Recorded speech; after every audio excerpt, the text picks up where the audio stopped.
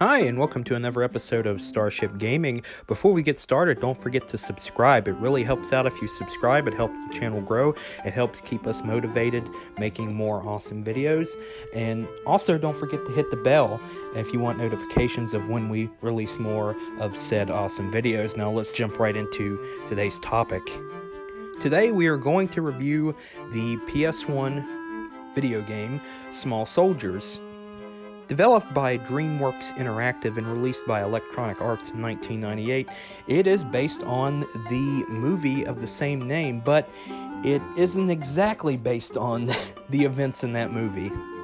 In fact, the events are based on, let me put it this way. It actually depicts the fictional conflict between the Commando Elites and the Gorgonites in this fictional fantasy world in which the Commando Elites invade. So, if you're not familiar with the movie, I'll give you a basic synopsis of what goes down. Okay, so you have these toys, okay? And they get these military chips put into them that make them super intelligent, able to learn and everything. And, some stuff goes down, and the Commando Elites declare war on the Gorgonites. They are out to destroy the Gorgonites, but they're toys, okay? So, just see the movie. It's kind of complicated to explain in a short synopsis because it's pretty much just two toys who go to war who believe that they're involved in a fictional conflict that is based on their programming, their whole backstory and whatnot. So just watch the movie if you haven't seen it. So basically you play the game as the main character, our hero Archer, who is also one of the main Gorgonites from the movie. And of course you have to fight the Commando Elites, the main bad guys from the movie. Of course you have to remember, this game is set in the fantasy world that the toys and Small Soldiers, their whole backstory and whatnot, what they believed they were in. So this basically, you can think of it this way. Small Soldiers is a weird movie to start with, and it's from the guy who directed Gremlins. So there's a lot of Gremlins references going on in the movie, but the whole game is really meta when you think about it. The game more or less imitates the product placement of the toys within the movie, if that makes sense. It's weird, but it makes sense when you really think about it. So the game is really meta when you compare it to the movie. It's basically like, this is the kind of game that would be released in that movie's universe as a tie-in to those toys. Of course, in real life, we actually did get some Small Soldiers toys. Not a lot of them, though. The toy line, which was made by Kenner, didn't really sell very well, and was discontinued right after the holiday season in 1998. In fact, I don't think there were very many toys made other than what came out shortly before and shortly after the movie came out back in the summer of '98. I mean, I was really obsessed with this movie. I was 5 years old when this movie came out, and I didn't play the PlayStation game till I was about 10. I actually found it at a pawn shop for like $7 or something. But I was really obsessed with the movie. I remember I had several Small Soldiers t-shirts. I remember the Burger King toys, the Burger King promotion. In fact, one of the promotions for the Burger King deal, the rodeo, I believe it was the rodeo burger. And from what I hear, a lot of places don't serve the rodeo burger unless you specifically ask for it. But in West Virginia, there are a few Burger Kings who actually list the rodeo burger still on their menu and not just be a special order item.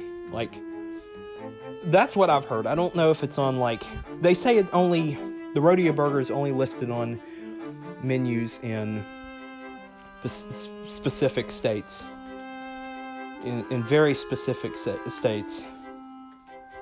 But we've gotten way off track, and now I'm hungry for some BK. Small Soldiers for PS1 There was also a release for Game Boy, which is a completely different game from this one. The PS1 version, it was, I'm not gonna lie, it was actually pretty interesting to play. Before I go any further, I guess I should probably give this a rating. Out of 5, I'm gonna give this one a 4. 4 out of 5, that's pretty good. It's not like the best action game on PlayStation 1, but it's really good. It is difficult in parts, and it does get repetitive after a few levels, but it's something that you might want to spend an afternoon playing. Of course, it follows along the lines of movie adaptations, but you have to look at it. DreamWorks Interactive. Back in the late 90s, DreamWorks Interactive released some of the best games out there in general. For example, the Lost World Jurassic Park, the video game adaptation. Really good game. Warpath, Jurassic Park. It was a decent game. Good.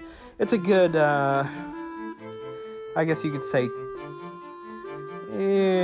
Mortal Kombat / Tekken style game with dinosaurs, which there are several other dinosaur fighting games. Primal Rage, that's another one. So, that already existed, but you had the Jurassic Park license here riding on that. And then, of course, a year after this came out, or I should say a little bit over a year after this came out, you had Medal of Honor, which is the pinnacle of all war. Well, let's put it this way. Without Medal of Honor, there would be no Call of Duty. In fact, I don't know if it's true or not, but I was reading online several years ago, Small Soldiers actually did inspire some of the development on Medal of Honor. And if you do actually play the two games, they do have a very similar feel to each other. I mean, other than the fantasy aspect, but the mechanics and everything, they feel very similar, and it's probably not coincidence. They were both developed by DreamWorks Interactive. So, there's that out there. And like I said, this was a game that I first bought when I was 10 years old. I staggered into a pawn shop, and I shouldn't say stagger, I went with my dad. We went to a pawn shop, which I actually have a story about that pawn shop in a future episode. If you want to hear about that story, let me know in the comments down below. But anyway, I would go there all the time, and I would either buy a PlayStation 1 game or a Nintendo 64 game, and that was my go-to place because they were the only place around. I mean, at that point, I did not go to anything like Electronics Boutique or anything like that for used games. I didn't even start buying used games from a store until like 2008 when my area got a GameStop. So in a retail setting like that, all my used games previously either came from yard sales or pawn shops. And this is one of those games that I found. I think I paid like $6.99 or something for it. And I would go there like twice a month and buy a game to play. And, if you want to hear the whole story, let me know in the comments down below and I'll make a video on it. So tell me, did you grow up playing this game? Have you played it? Have you not played it? If you have played it, what did you think about it? Do you think that it is one of the hidden gems of the PlayStation? Or do you think it's just like every other movie license? Let me know in the comments down below. So, I hope you enjoyed today's episode. Don't forget to subscribe and hit the bell if you want notifications of when we release more awesome videos. And until next time, I will see ya.